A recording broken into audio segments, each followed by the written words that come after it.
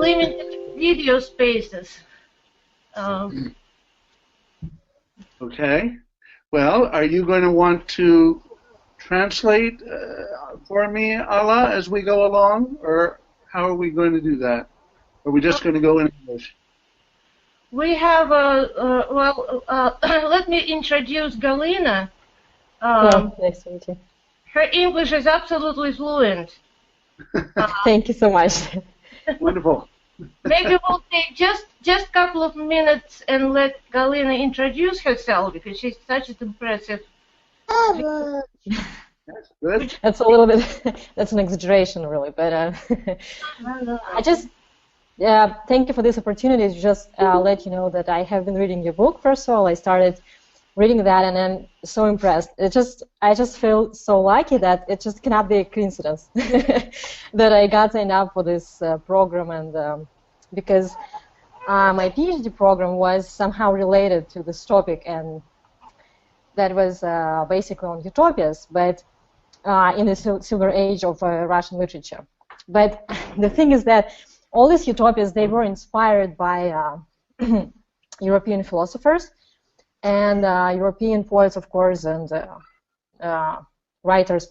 But the thing is that their general strive was to become better people. And I'm not just saying in the general sense, I'm saying in the evolutional sense. They actually thought of the next evolutional step that the people, were supposed to do in their views, and they had different ways, different perspectives on how to achieve that. And one very, I would say, strong influence was the idea that love and eros actually was the main power. It was the main energy behind this development. It was so to say, like the driving force for the personal transformation, for the spiritual transformation. And that was such a huge school, I would even say, in the among Russian poets. So for me to read that now, it's such a, I don't know, it's an eye-opener in a way that I got to read something that actually corresponds to what I was so interested just a couple of years ago and did my investigation on. And it, I just regret I hadn't read that before I started my thesis, but that's just such a lucky chance that I got to do that now. And not only professionally, personally as well. I just have to say thank you, a big thank you. That first of all, you were willing to be so open and so sincere. That what struck me most in your book. That it was so, I don't know, it's just so great. Thank you so much. Scary, yeah. Scary to do. Yes, we were scared the whole way through writing the book. Scared about how it would be received, and have been really kind of shocked and surprised by how wonderfully people so far that we have heard from are receiving it. But you're right. I mean, of course, the hardest things were to write about. Well, were the most embarrassing things, or the moments when it was clear that, let's say, I was divided in myself, or that the way I was presenting myself to someone else.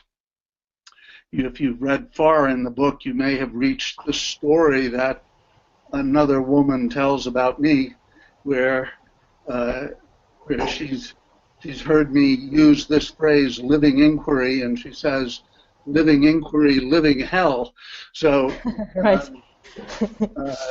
So I wanted, I was, in a way, it was very difficult to include that story in the book, but on the other hand, it was really important to make it clear that, well, first of all, not everybody does it my way, and second of all, I may not really be doing living inquiry. I'm doing something else that, like Hillary says about her long relationship with a Frenchman, that maybe it's a near relative of love, but actually an enemy of love. So we've been learning a lot by sort of facing up to some of the most difficult experiences we've had, And I'm glad that, really glad that it seems to be of use to other people. So anyway, this was supposed to be your introduction. Thank you. That was wonderful. Glad to hear about your work. I don't know how. I don't know too much about the Russian traditions of literature and love, but I remember as an undergraduate reading, I think his name is pronounced Berdayev, who was a 19th century philosopher who was very engaged with the idea of love. But anyway. He's in my thesis too.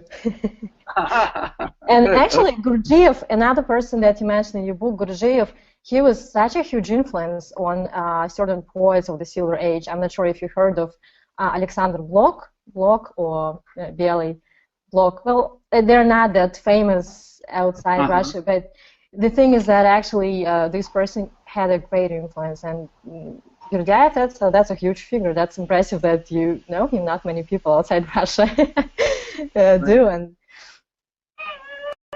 well, I don't know. Do we want? I found the questions that you asked me, Anna, to be really interesting ones. So I could certainly try to answer some of your questions, but I don't know if that's the way we want to start, or have other people read parts of the book already or not?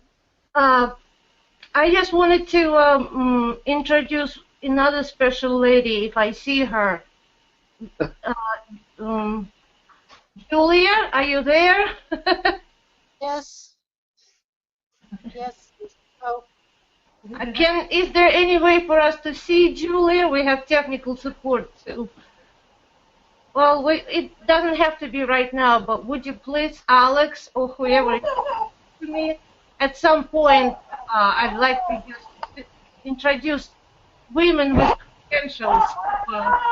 This work is so useful for females who are looking to come to the United States and integrate themselves, as I said. But actually, I would say people haven't yet, there was no opportunity to read the book yet, I would assume.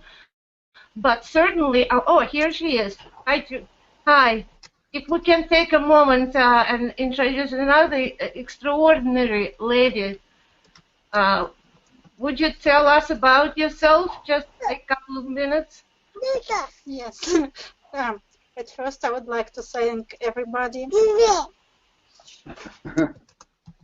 for all things that they're doing for me, especially Ella.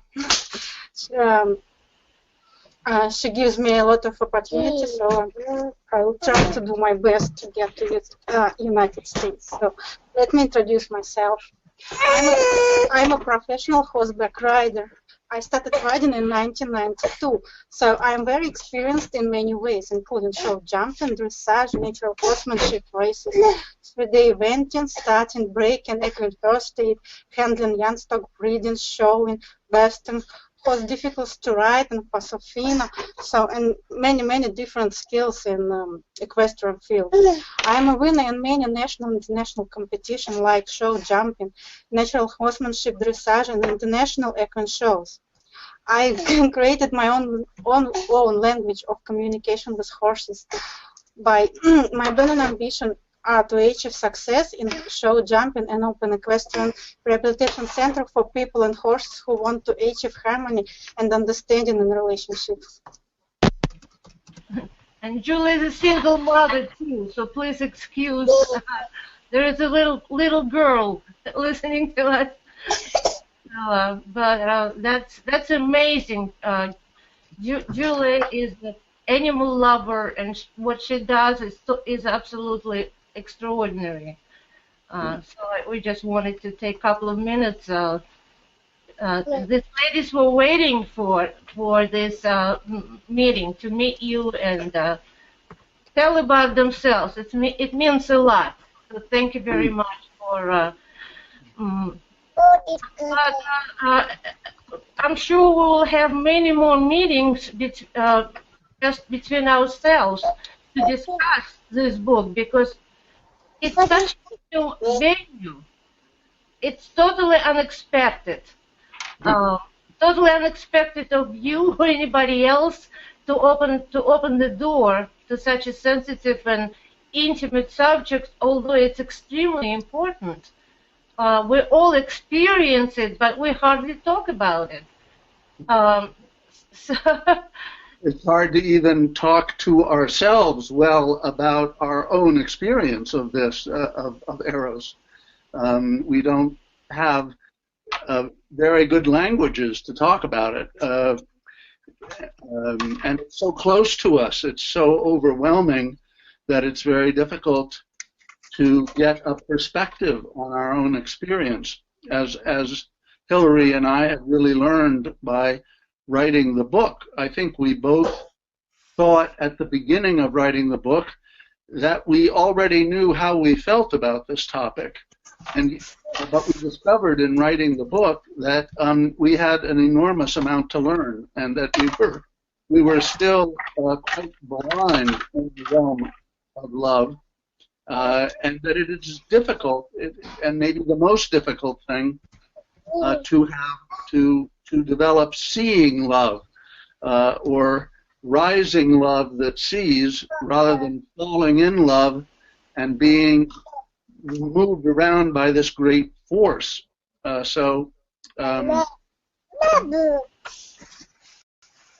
how do you, shall I talk a little bit from your questions, Ala? Would you please? My hope is that you will help us open up this subject, because we're not sure how to approach it yet and how to discuss it in a group. So that's what our hope is, to make it as flexible as possible, and you just take charge, and whatever you feel is definitely follow with great. Okay. Well, I don't have that much experience talking about these things in a group either, so it's a little new for me also. I just made a proposal today to participate in a conference about the book, and I was just inventing ways for people to talk about it and to have some experiences around it. So I'm just beginning to try to figure this out also. But I'll talk to you a little bit about Ala's questions, and then maybe we can try talking a little bit together. Did you share your questions with the rest of the group, Ala? To be honest, I didn't. Okay, fine. I just wanted to know whether to. So, your first question to me is, how does your book relate to your lifetime of action inquiry research, and does it continue your lifetime action? In a way, the book makes clear something that none of my earlier books did entirely, and that is how personal this action inquiry work is, and it always has been for me. When I first began discovering what it might be like in college and then in graduate school in my early 20s, I was immediately applying whatever I was learning to all my relationships, or trying to.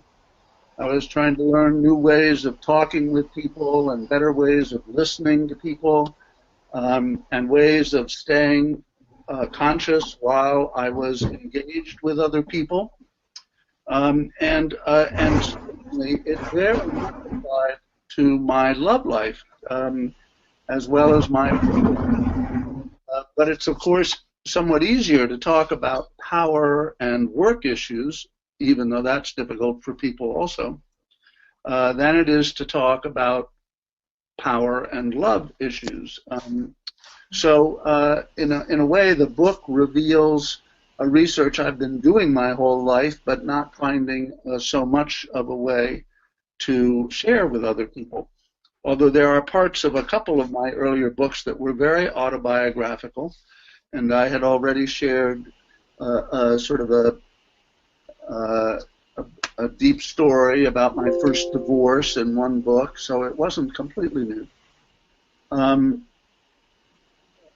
You ask as a second question, how did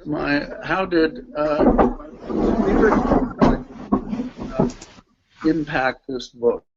And as Galina mentioned, I was involved in what's called the Gurdjieff work, which went on after the death of Gurdjieff.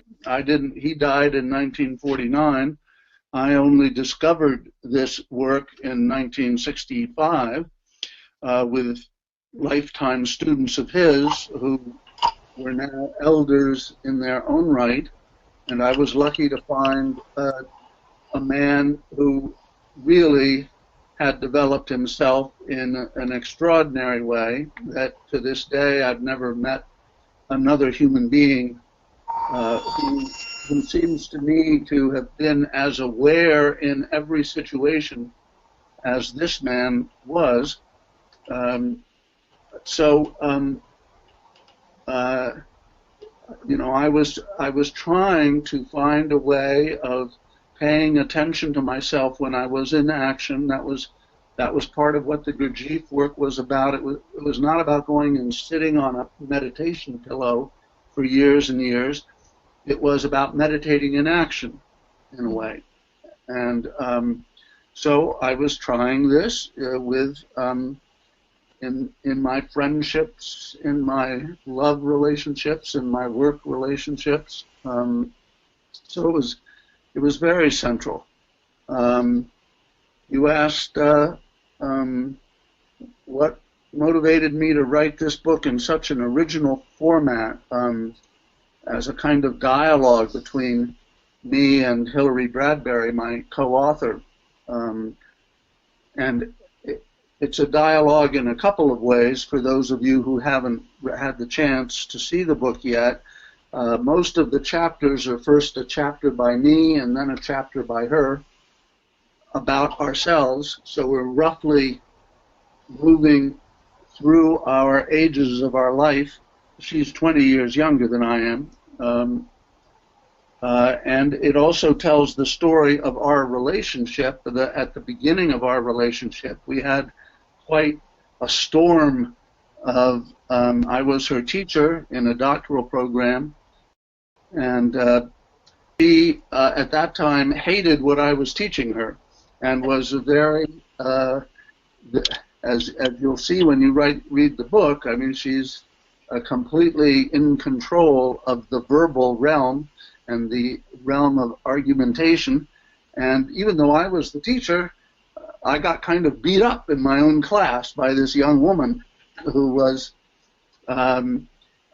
opposing my whole way of running the class and everything about action research. She didn't like the idea of receiving feedback from different people in the group, and was very committed to a kind of postmodern critical perspective on things.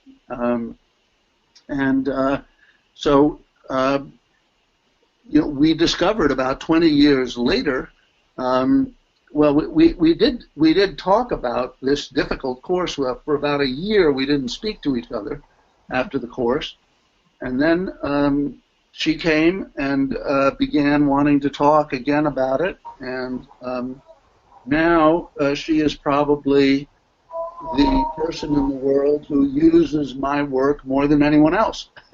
So her developing a real interest in action inquiry came through vigorously opposing it for a long time, and that in itself, I think, is a really interesting element of the difficulty of transmitting these ideas, because it isn't just a matter of somebody else reading the book and saying, oh yes, I agree with this, now I'll do it.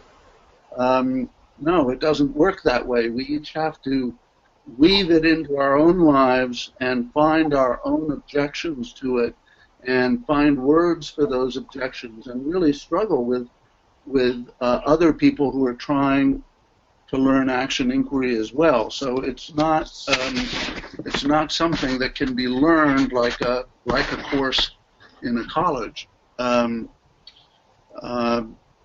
think we both realized that we began to realize that our struggles were significant for other people, and that each of us had been blind in different ways. Hillary was an extremely outgoing, bright, unconventional woman as a young woman who had affairs with quite a few people, even when she was married, and she was very open about all this, but she gradually began to realize over the years that she was presenting herself as completely invulnerable, and that the way she could avoid being hurt was by not taking in the relationship very deeply. And that in a way, if she was ever going to have a deeper love, she needed to acknowledge her own fears and concerns, and perhaps not be quite so completely independent. It's an interesting sort of fact. I mean, in a sense, women in patriarchal societies are challenged to become fully independent.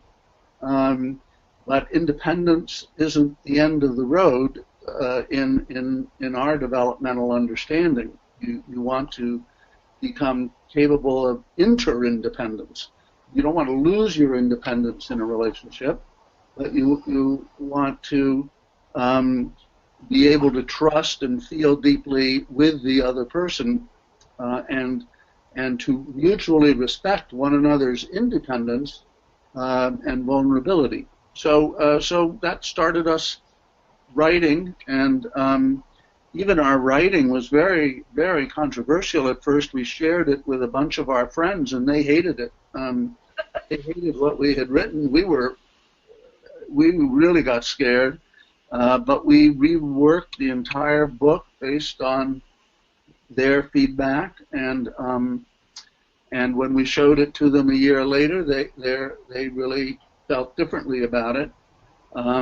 I've never felt a book was so incomplete, and in the last months, it just was published in November, and in the last months and weeks and even days, I was constantly working on it. There was, oh my gosh, it can't go without this change, without that change. So at the very end, I felt, well, it's still not finished, but at least I'm not totally embarrassed by it. So it was just barely all right to go. And apparently it was okay in the sense that a lot of people are feeling that it works for them, it's useful. As those of you who've looked at the book know, it has little reflections. We critique each other's autobiography and raise questions and then reflect together at the end of chapters. And we also have exercises for readers to try, both by themselves and in their relationships. Let's see. Your last question. So this will be we'll now get to the end of me talking. Your last question, Ala, really got a lot of answers out of me. Your last question was, what is the most dear to you about this book? Well, of course, the book right now is my dearest book. I mean, you always love your newest born child the best, and I've loved each of my 3 boys the best. That's different times and different books I've loved the best, but now I love this book the best. Partly because one reason, I'm now happy about it because I think it does model how to be vulnerable in relationships publicly. So I think that's a key thing. I mean, we may have talked about it before in these conversations, but the notion that vulnerability itself can be powerful. that vulnerability isn't the opposite of power. There is a power of vulnerability. To be joined by a kind of alertness. Just being vulnerable can result in people stepping on you, but if you're vulnerable and alert about how the other person is treating your vulnerability and confronting if the other person is trying to dominate you when you're vulnerable, rather than themselves becoming more vulnerable and sharing and creating a joint vulnerability. So that's one of the things I like about the book, is that it is the most vulnerable of my books. The second thing that, one of the things I learned most by writing the book was that I've had, many, it's sort of easy to talk about when you get to be 72 years old, because you're sort of beyond all of the action in the erotic domain. But so finally I can see it all clearly. Now the question is whether the book will help anybody to see it clearly in the middle of their experiences of powerful eros.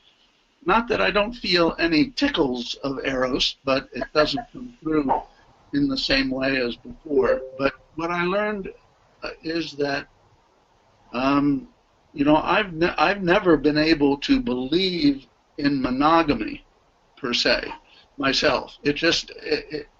I could never understand how you could truly love a person and be possessive about them, or have them be possessive about you. But I have understood other kinds of commitments one can make between two people. One could commit in a couple, say a man and a woman, or two gay people who love each other. One can commit to sharing a home, and that one is I want to share a home with you and not with anybody else, or that I want to commit to joint caretaking of our children. That makes I've always been very engaged with my children, and the fact that I got divorced from their mother didn't change my commitment and engagement with the boys. And in our case, we've never had any arguments about how to deal with the boys. So and now that we're divorced, we don't have any arguments at all, which is not always the case. So in a way, I say that all of my work at loving properly led me to the perfect divorce with the mother of my children. Not the perfect marriage, but the perfect divorce. What I learned in writing the book was that you can accept limits and commitments, and different people will have different commitments that they want to make, or different limitations they will put on a given relationship. And at the end of the book, there's a description, both in my words and in my friend's words, of a relationship I have with a woman. We both have a primary partner and a primary family. We both see each other very, very rarely in our lives, but we have a live and erotic relationship by email, by Skype, and then on the very few occasions when we get to see each other. So, and at first I thought, well, this is too bad. We love each other so much. Why can't we see each other more? We must spend more time together. But I've gradually realized, no, that it's a part of the loving of her to accept the limits on the relationship in the material world, while still feeling very full and complete love every day for this person. So that's one of the things I learned most from the book. And let's see if there was anything else I was going to say. Nope, I've sort of covered what I had sort of noted down in response to your questions, Ala. So maybe I mean, maybe I've said something there that, excuse me, I'm going to take my coat off. I've gotten all heated up by talking about this.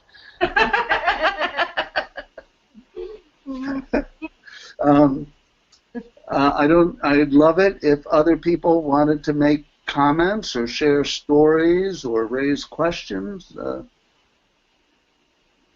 It's George Lashansky, and I'd like to know, what do you feel is the purpose of the book, and how do you define love?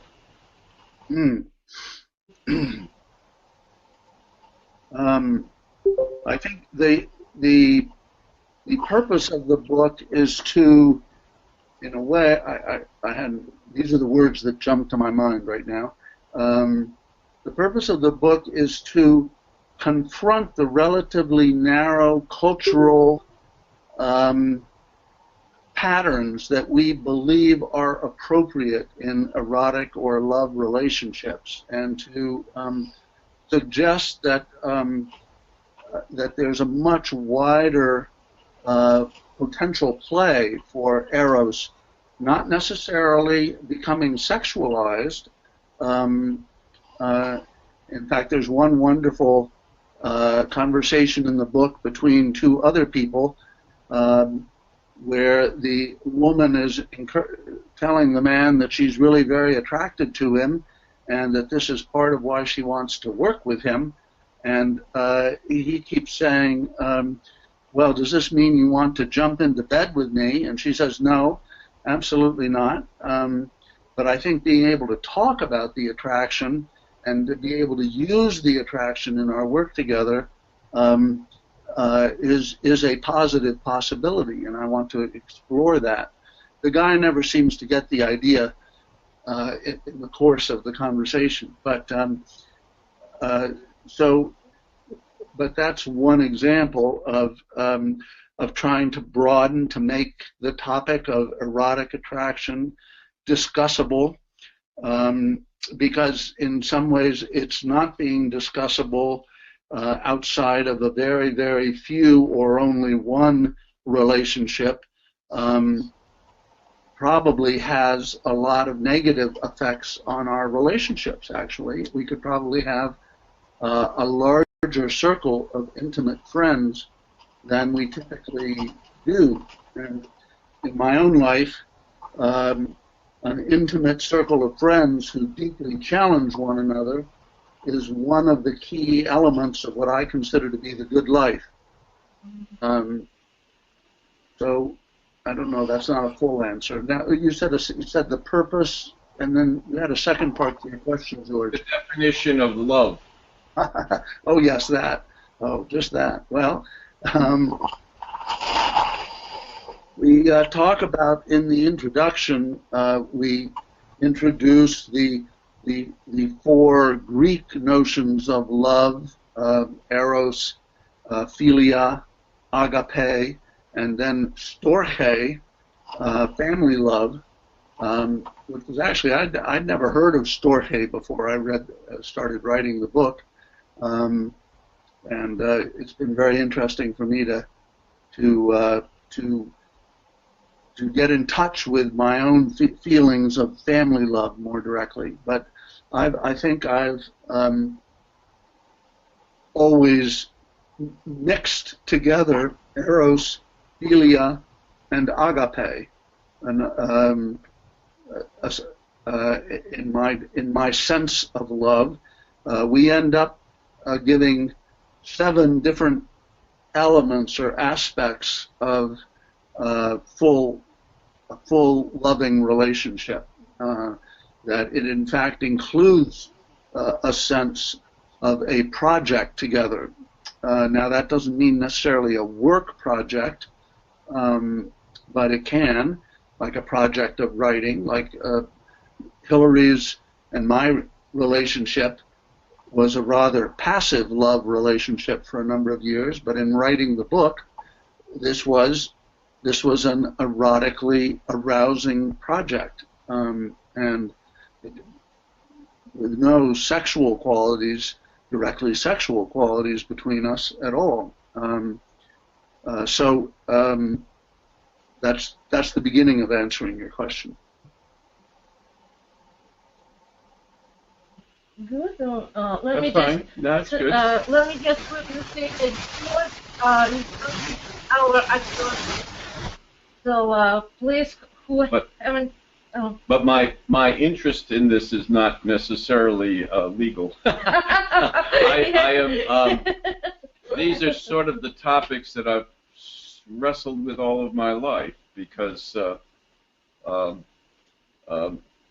my last recollection, I think that monogamy was imposed upon the human race because the strongest and more resourceful and better providers would have had all of the women. And so in order to spread the wealth around, monogamy was forced upon the human race so that the inferior males would not be left out. Well, I didn't quite have it that succinct a definition of why that has happened. I frankly don't know whether that's really historically true or not. It's either Elaine Pagel's, and I wish I could. I think hers was The Poison Embrace. I think her book was The Poison Embrace. I'm not sure. And then one woman who wrote, and I'm drawing a blank on her. Her first name is Uta, U-T-A, but I can't bring up the name of the book. But it was discussed in that context. One of those two women. So I don't want to take credit for the thought. It belongs to one of them. Well, of course, in a view of non-possessive love, even the most dominant males, and again, the direction of love, as I understand it, the truer the love, the more mutual it is. So the sense of mutuality of power between the couple, within the couple, but it's also more non-possessive. So the notion of the superior male cornering the attractive women or whatever is sort of directly contrary to our understanding of love as we move through the developmental action logics. It is part of love at an early action logic. We call opportunist love selfish love, which is a kind of contradiction in terms, but on the other hand is often the kind of love we feel. I love you. What that means is I want your attention. I want you to be nice to me. I don't think in terms of what I'm going to do for you. It's what I want from you, and I call that love. So I think the direction we're going in is not back to the tribal despotic chief lead ape kind of position. But I just want to point out that, of course, that is the rule of nature. There is always a dominant, there's the dominant stallion who stays dominant until the younger one comes along and beats him up. And it's the same, I think, with most herds in nature. There seems to be always a dominant male, and then that male lasts as long as his health, age permit. So it's just, I mean, that is the animal that's the topic. I'm not talking about necessarily, we're all part of the same universe, so somehow we're related to them, but I'm not intending that be the point. That was a point that I recall having read. Right. I mean, there's this, newer work in which there are certain species that are called super social, like ants and termites, and says E.O. Wilson, who does this work, human beings, and so that we are actually more cooperative than competitive, even though our last 200 years of philosophy and history and biology has led to a view of human beings as being primarily competitive, that may in fact not be true, but part of a historical epic of how we interpret who we are. And now that we have become a global society, and we are seeing our global effects on one another in terms of weather, in terms of politics, now and economics. We're recognizing that kind of interdependence. We can't be purely independent.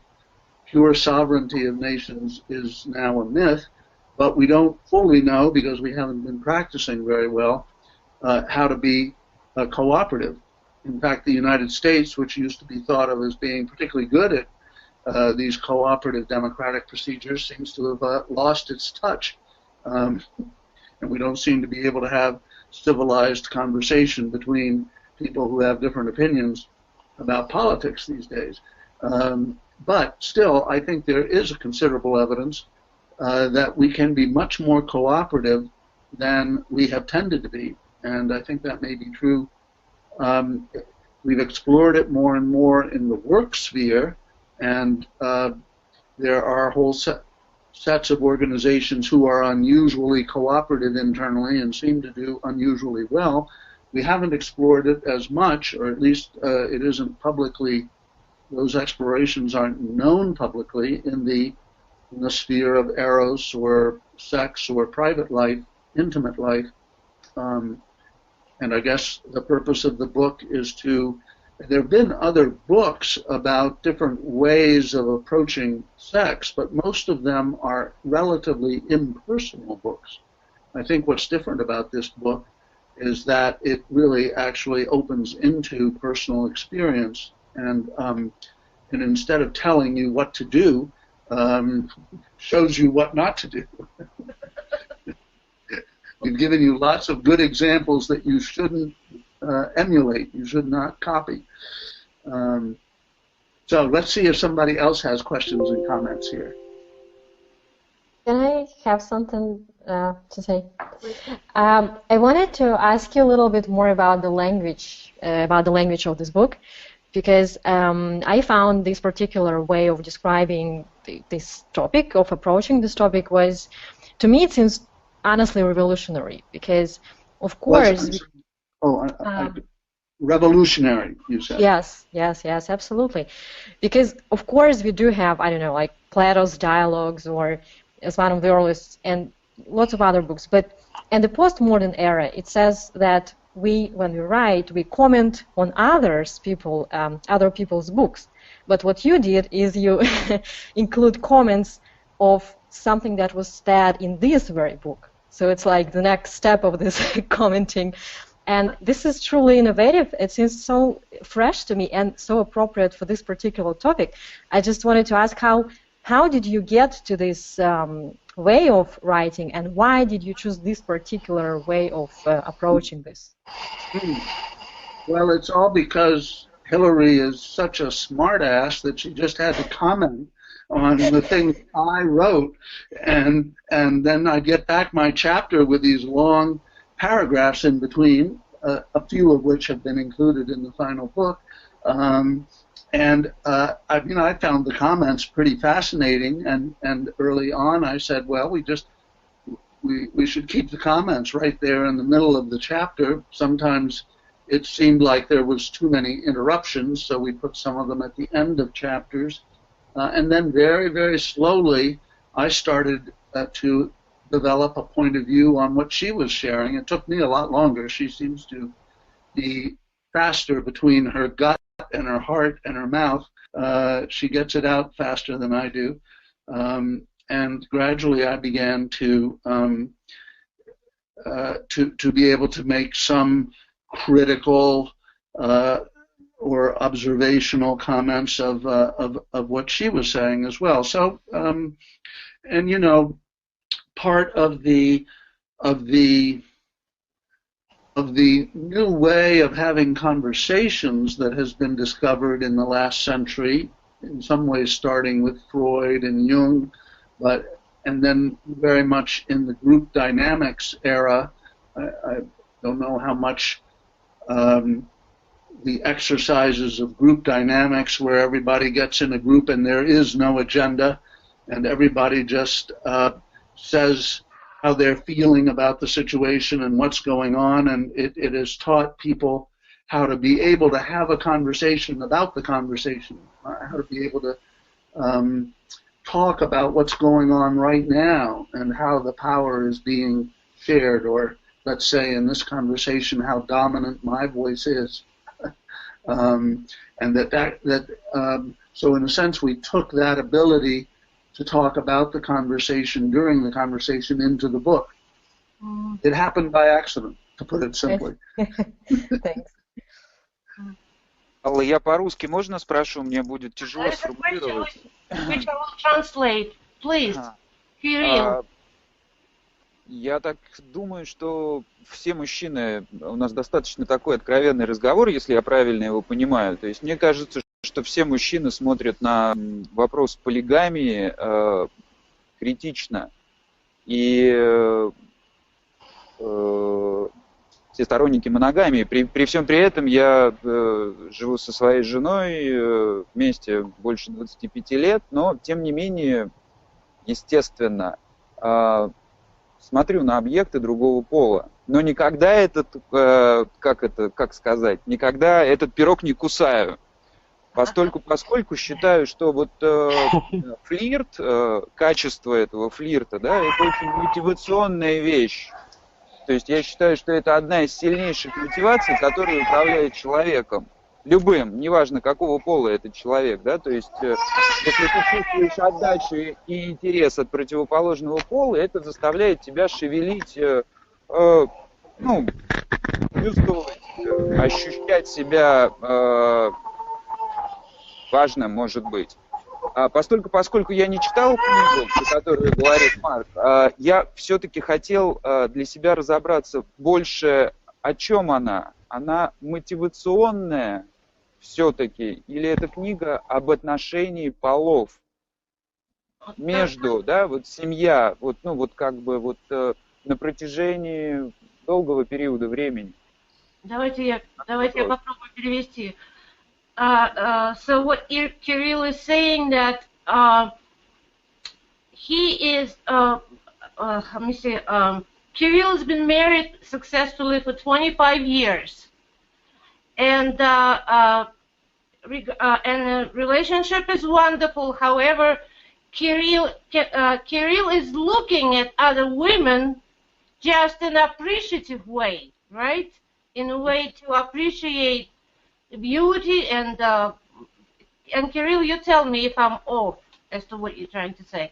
So, and Kirill feels that being able to look at prospects and look at other women in an appreciative way is very motivational.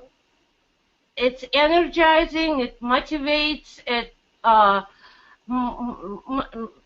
it just helps you to move forward in life. So it could be beautiful. Let me say. So in that regard, the question is, Kirill is wondering, what is this book about? Is this book about ways of motivation that love, which he explained as, I'm not being able to say it any other way, but just appreciating other women's qualities. Or is this book more about relationship between genders, between women and men in the family or in any other environment? Is this about relationship or a motivational power? Am I more or less accurate, Kirill? Kirill understands very well. Да, но здесь немножко чуть-чуть тоньше игра, то есть вот это вот качество флирта, да, которое свойственно полам, без перевода это в какую-то вот такую вот плоскость постельную, что называется. То есть мне кажется, это очень мотивационная штука для play and dance about genders without translating it into sexual motivations, into sexual.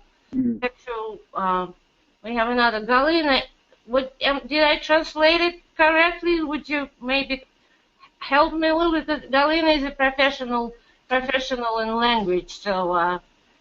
Okay. Yeah, I'm interested in language, but I'm not a professional translator. I think that what Kirill is trying to say is that flirtation for him, flirt itself is a motivational power, and he's questioning whether this book is about how to get motivated, and this is why you speak about polygamy so much. Now, actually, to be honest, when listening to Kirill, I had a sense that he is more interested in what is your opinion on monogamy and polygamy, because he mentioned that polygamy is something that the majority of men here feel a little bit critical towards, and they feel like flirtation is acceptable, but affairs is something that is not acceptable. And I think the question is, what is your approach to that? Why do you think that this relationship between the two? That's perfectly. Let's see how much of this I can respond to. First of all, I think the book tells a number of stories, and there's one right at the very end, that even flirtation is itself a subject of great possible misunderstanding between the genders. Or, you know, for some people, flirtation is quite innocent, and they're quite clear that there's a boundary, that it's something light and just for the moment, that increases and enhances the energy of the moment and is not going to lead anywhere else. But the person with whom you are being flirtatious may not feel that way. For them, it may seem to be an invitation to something deeper, or a threat, of that you're going to use power with them. I never experienced a more flirtatious and beautiful young woman than Hillary when I was a professor and she was a student. But she is very clear that she was never flirting with me with any idea of going any further, or with any idea of. This was astonishing to me when I eventually heard. Now, the deeper questions here, polygamy and monogamy. One of the things we're saying is that the kind of love we're talking about really is possible if one is monogamous. It's possible if one is polygamous. It's possible even if one is celibate. That those three choices do not reach the depth of love that we're talking about. To love in the way we're talking about does not require choosing one or the other of those approaches. And in fact, within the 30 or so person fellowship that I'm a part of, there are a number of couples between men and women, and some of that are intensely intimate and close, and some of them are celibate. A number of them are fiercely monogamous, and some of them are polygamous, or at least, polygamous, in the sense that that each member is part of other intimate sexual relationships as well. So, I think what we're really trying to show, though, in the book is that to reach a point where one is able to manage erotic energy with another person or with other people is something that requires an ongoing lifetime of study. It's not something easy in any sense of the word, and it's something that requires continuing inquiry into the relationships themselves and how they're shifting. And that, you know, is often one of the hardest things in the world for any of us to do, even to tell ourselves the words of how we're feeling at the moment is often very difficult. I just had an email 2 hours ago from a young woman who was presenting in public in a situation, and somebody confronted her at the end about whether she was really practicing action inquiry, and she lost her composure and began to weep and felt that she had been a failure. But 10 minutes afterwards, she could think of all the words for what she had been doing that was action inquiry. You know, but many of us have this problem. We always think an hour later or 5 minutes later or a day later, oh, if only I had said that, the whole conversation would have gone better. So it's extremely challenging to be able to talk about what is actually going on. And is this just a light flirtation for both of you? Or is one person feeling like it's a light flirtation and the other person is deeply bothered about it? We had an incident in the fellowship where one of the guys touched this was in a 3-day meeting, very intimate, lots of close friendships, lots of touching, lots of hugging among people. But one guy sort of gave 3 times during the course of the 3 days, he gave this other woman a little tap on the rear end and said something very light and went on his way. He clearly thought of it as a kind of a light, flirtatious move. When he did the 3rd one of them, it was at the very end of the workshop, and he was actually leaving, and he walked out the door and left. And the woman felt very upset by that point. She hadn't been quite sure how to interpret the first 2 taps, but by the time it got to the 3rd one, she was really feeling kind of violated, and as though this was not in the spirit of the whole meeting. Who was right? You know, well, it's not a question of who was right. It's just a question that these things are filled with energy. The whole idea of eros is a kind of potent energy, and so and can our own awareness be strong enough in the present to embrace that energy rather than being twisted around by it and act in ways that one would rather not have acted.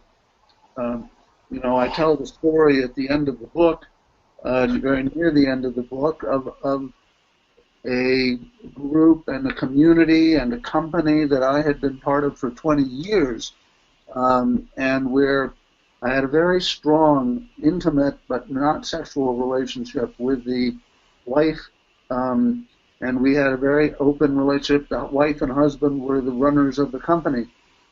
And then suddenly the woman, the wife, fell in love with another woman who came to work for the company. And it destroyed her marriage that had been just like a magic marriage up to that time.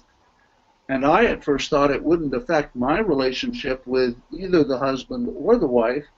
I wasn't jealous of this woman who now the wife loved, but it turned out that the other woman was jealous of me and didn't want the wife to continue a close relationship with me, even though it was not sexual.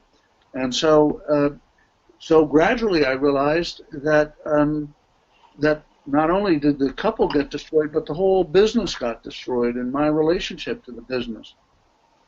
Now, in a way, no one could have predicted that happening, but I also could see many things that had happened in the years leading up to that moment where I had been lazy. I had not confronted issues some small difficulties between the wife and the husband that perhaps could have been resolved if we had looked at them, but things were mostly good, and we didn't inquire into those things, and so it left me with a feeling of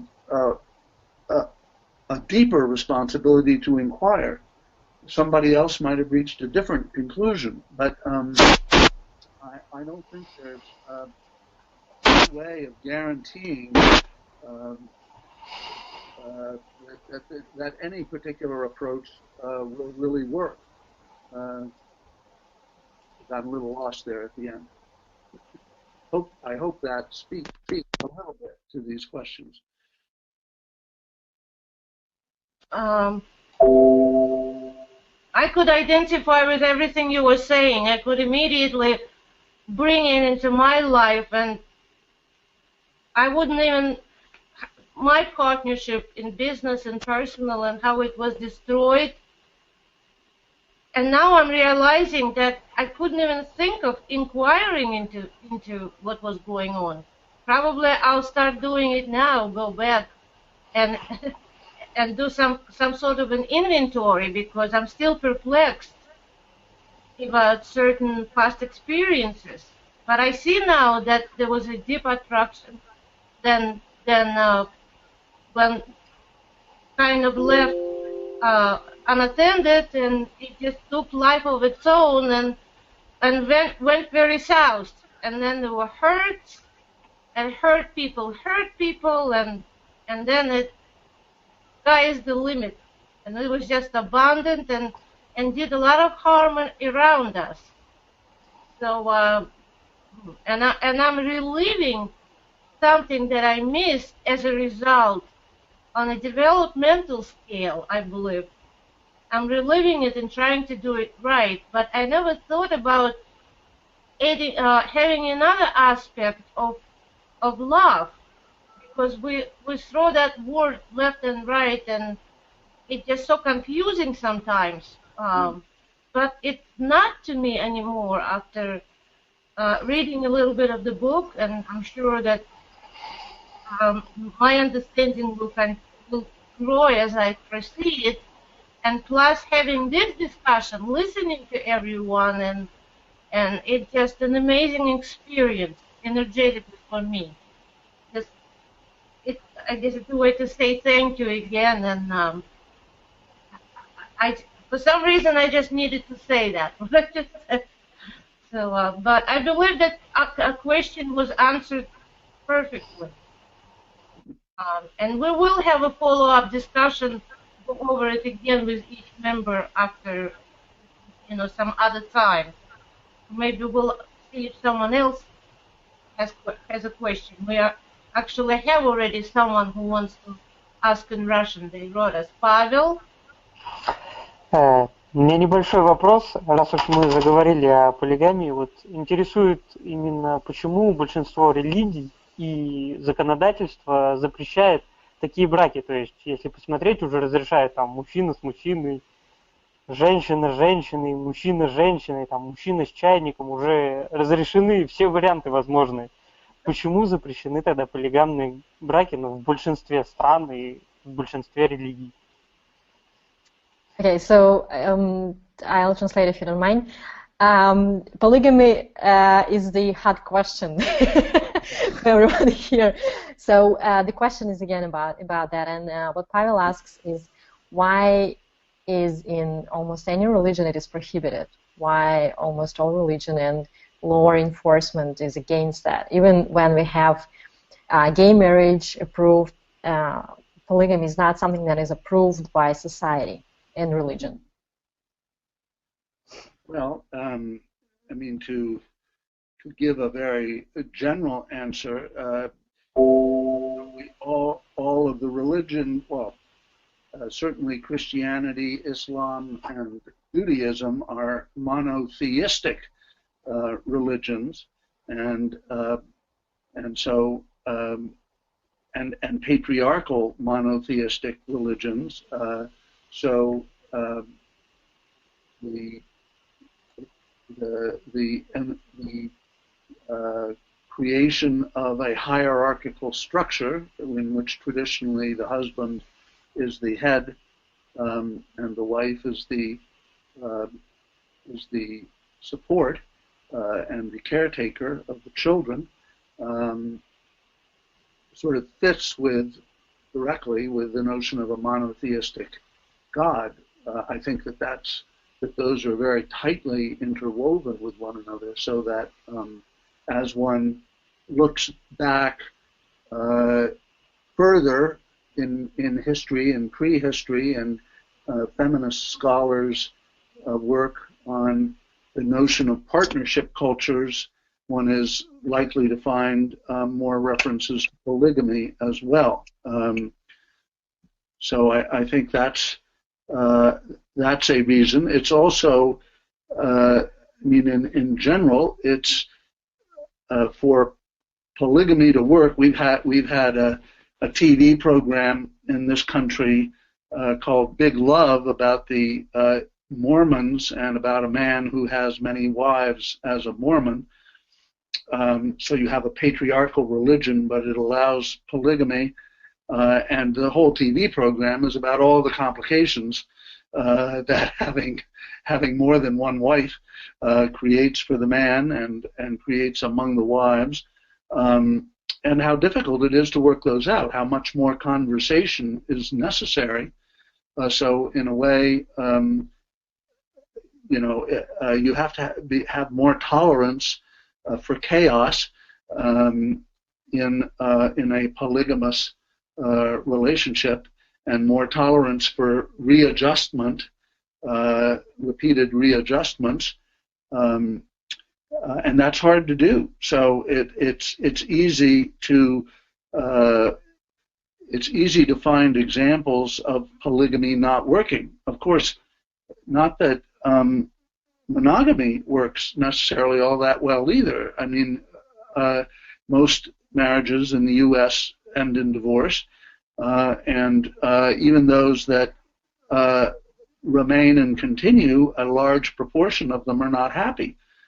So it's not clear how well monogamy works, except that it's easier to maintain a kind of facade of its working. I don't know if I can. I'm afraid I have not become a scholar of these issues. One of the things that is kind of scary about doing the book is we didn't become scholars of this area. We just shared our experience, and now I'm being asked questions. I'm going to have to go find out the answers to these questions by becoming more of a scholar in this area. So I'm sorry if that's not very complete. We have one more in line. You next. Thank you, William. Thank you, Galina.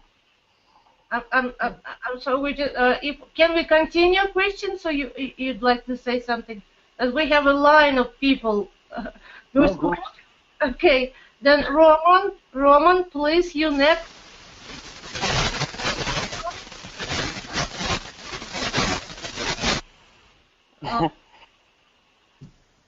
Even if we can't see you, you could probably just speak. Ну, может, я спрошу? All right, we have Oscar. Roman, then you will be next when you fix your cameras, or somebody will fix it. Oscar, please, go ahead. Ну, опять-таки, я на русском хочу спросить. Я начал читать книгу, но, к сожалению, для меня она была трудновата. Я так и не смог, в общем, дальше. Я самое начало прочитал. Ну, у меня вот такой вопрос.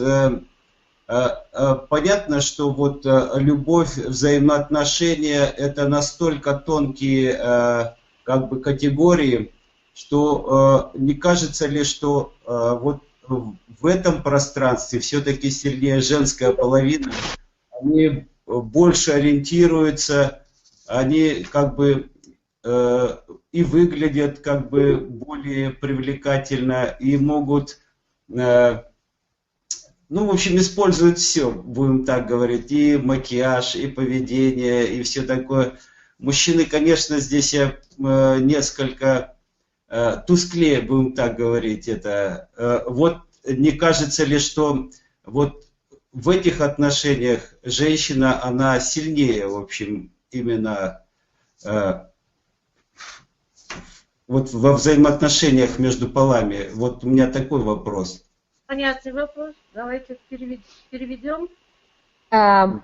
Okay, so the question that Asghar is asking is that I'd like to mention that he also started reading the book, and he says that since it's such a subtle matter, love is such a subtle, ambiguous matter, isn't it the domain of women? That's his question, because women, in his view, seem to be more powerful, more confident in that, and they can use I don't know, makeup, a behavior, and many other things to control it, to empower it, if I understand the question correctly. And in his view, in this field, women have more, let's say, not power, but they feel more confident, they feel more fluent, if I can say, in love than men.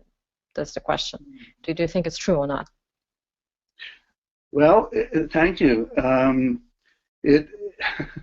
It's amusing in a way, because as he will discover, as you will discover reading the book further, there's a great deal of criticism of me for not realizing how powerful I am in the book as a man, and a white man, and a man who is a professor, and now I actually thought all those years that I was aware of the fact that I had this power and this privilege, and that I was very careful not to impose myself on people. But a lot of the very bright and capable women that I talk with nowadays seem to argue in a feminist way about how men use their great power over women, and certainly one does see that in an infinite number of ways worldwide. I mean, rape and so forth.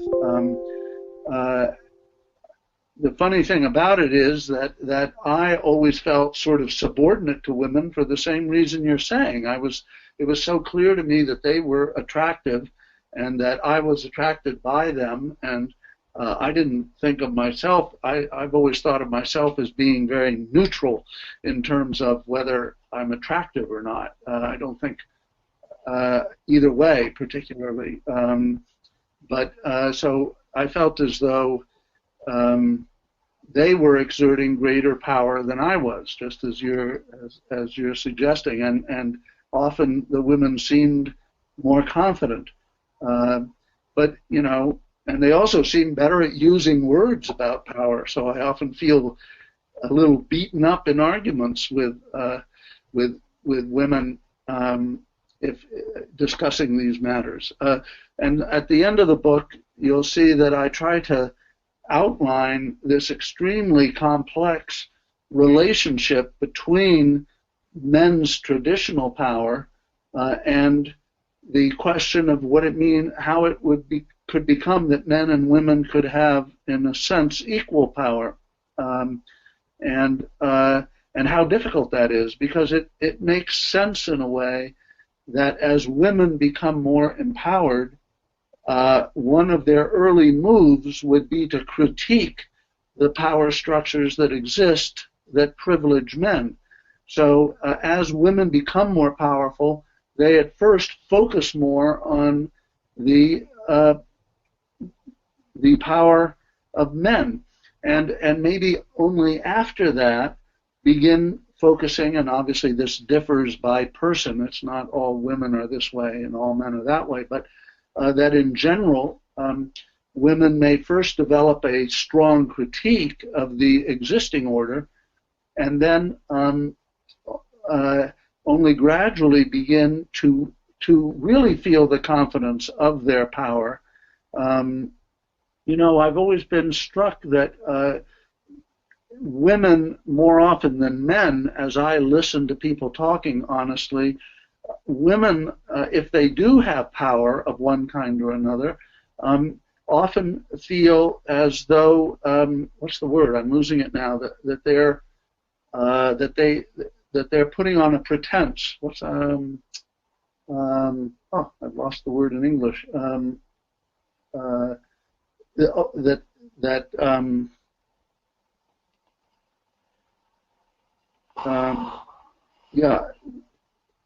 their power is a kind of pretense. It's not the real self that's behind that, and that's so. I think women are going through a difficult process of digesting just what their power is, and what is legitimate power, and what is authentic power versus a kind of a false pretense of power.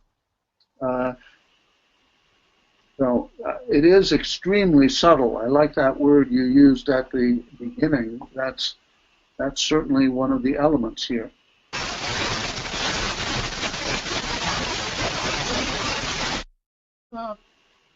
We have Roman waiting to ask question, right? Please.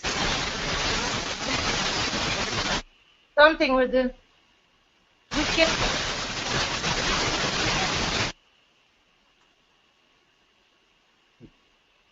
Hello? Roman, we are unable to hear you. No? The screen showed that he had left, but his picture stayed on the screen. Yeah, that's... Actually, Roman typed the question to me in case he can ask it himself. So if you don't mind, I'll just read what he wanted to ask. So he asks, what is the connection between... Well, actually, is there a connection? His initial question was, but maybe also what is the actual connection between cooperation, trust, eros, and sexual relations? Say that one more time. Between what? Cooperation. Between? Cooperation. I don't understand that word. Cooperation. Cooperation. Cooperation. Trust. Okay. Eros. And sexual relationships.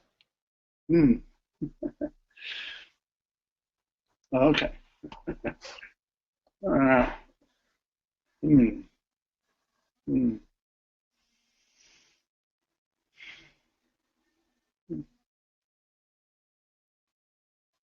Why am I supposed to know the answer to this?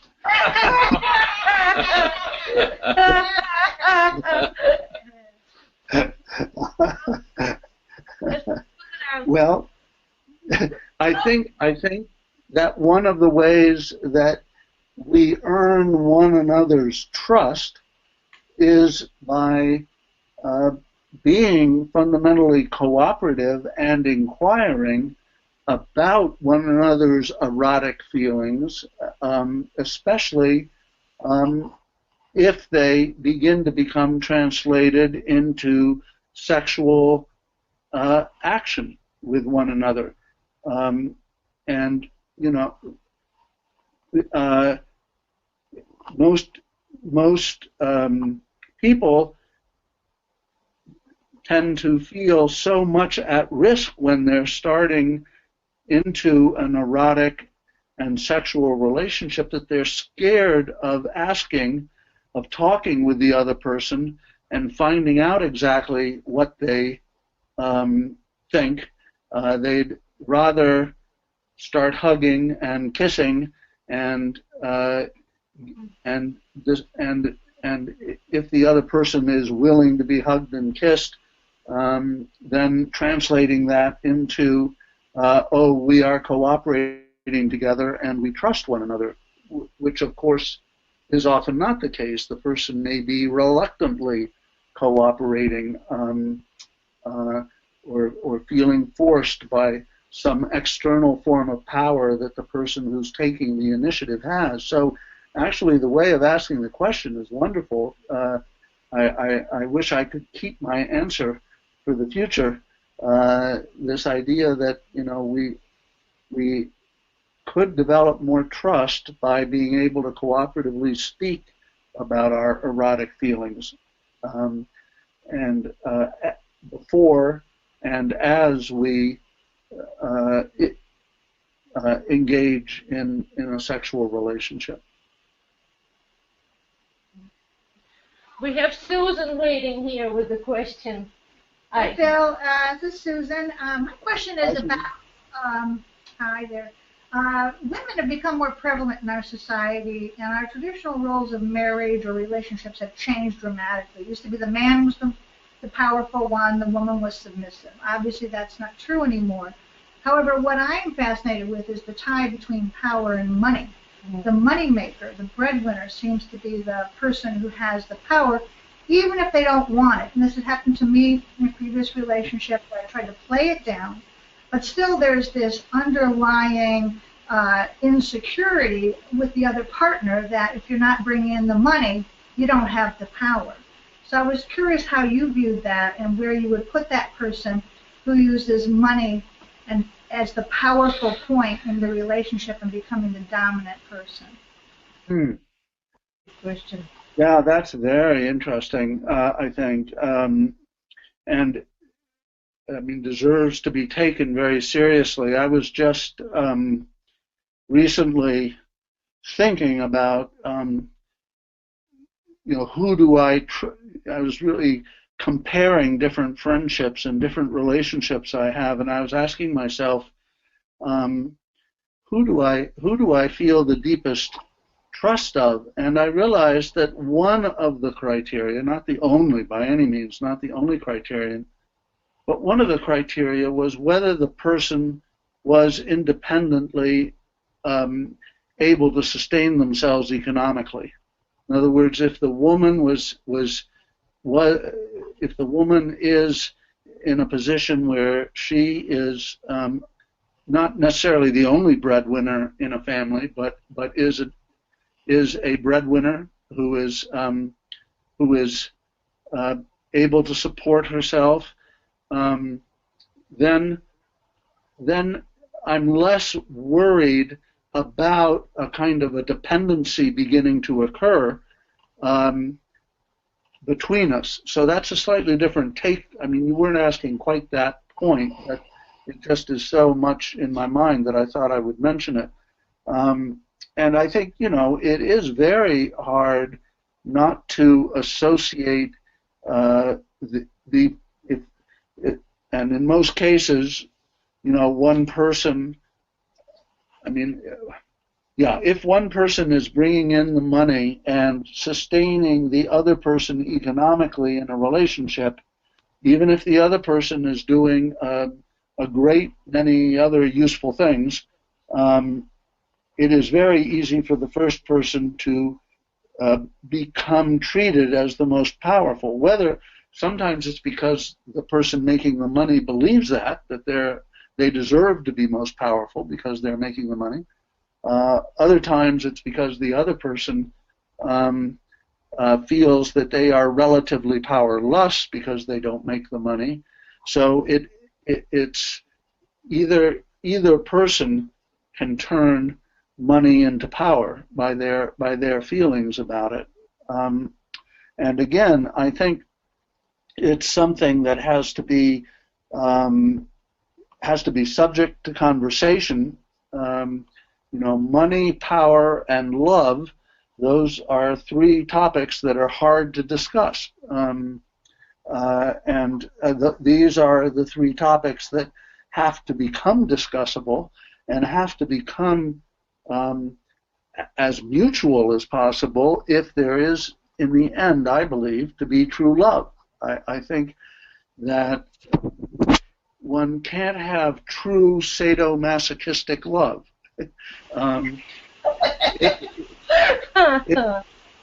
If the two people are mutual and they each agree to play sadomasochistic games where sometimes one is the sadist and the other is the masochist, one is the controller and the other is the one controlled, and it can go either way, that's still mutual. But to have one person be in the sadist role and the other in the masochist role, in terms of power, the result is not true love. it seems to me, because one of the elements, this comes back to the very first question of my definition of true love. One of the elements is that I have to care about the other person's development to truly love them. I cannot just love them and want to keep them exactly the way they are. I have to be willing to support them and challenge them in their own development. And obviously keeping rigid roles, like say, one being powerful and the other being powerless, is not helpful to further development and greater mutuality. Might be a pretty good place to end. How are we doing? Yeah, I think we've covered everything now. Wow, yes, and more. I would like to just mention one thing. Bill, at some point you recommended for me to read the book Money and the Meaning of Life. And that book, I read it. It had such an impact on my understanding, deeper understanding, interplay between money and the meaning. Well, meaning and love, it's all very related, and I think that this question could be complemented, the answer. Yes. I suggest yes.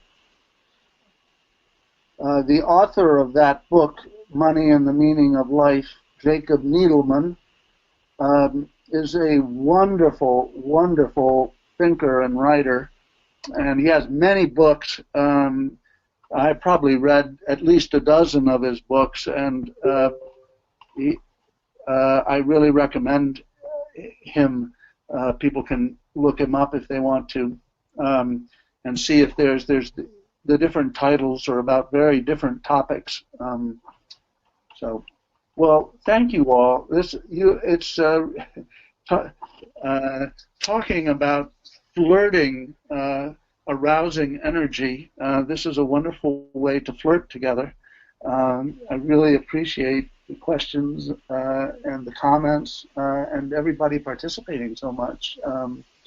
So thank you for this erotic inquiry experience, this powerful erotic inquiry experience. Thank you very much. Outstanding. Thank you so much. Thank you. Have a wonderful day. Be in touch with you again. Thank you, Galina, for all of your translating. Thank you. Your questions. It's been a privilege to do that. Thank you. Yeah. Okay, we'll Adios. Bye-bye. Okay, let me close it. Just a second.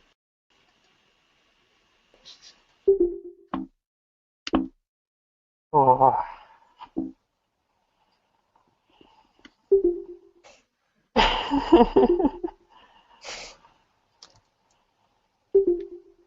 Ну, мы отключаемся. Ну, видимо, да. Спасибо всем, до свидания.